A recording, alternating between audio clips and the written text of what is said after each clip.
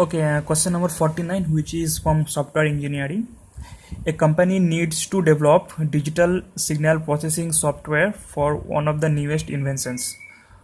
The software is expected to have 2000 lines of code. The company needs to determine the effort in person months needed to develop the software using the basic COCOMO model.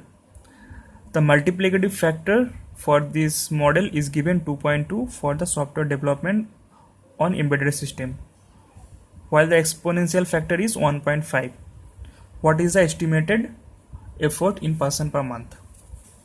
Okay, so for COCOMO model, we know the effort applied is A1 into kilo code of line into A2, where A1 is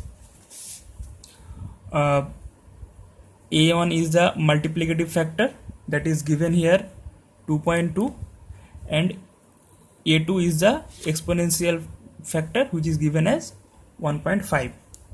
okay, and in the question it is given 20,000 line of code, and we know that 1 kilo code equal to LOC by 100. So there is, if we convert it in kilo code, we will get 20,000 by 1000 equal to 20. And now if we replace the value, in place of A1 2.2, in place of kilo code 20 and 1.5, so you will get this value. So this is the answer for this question. So option is option A.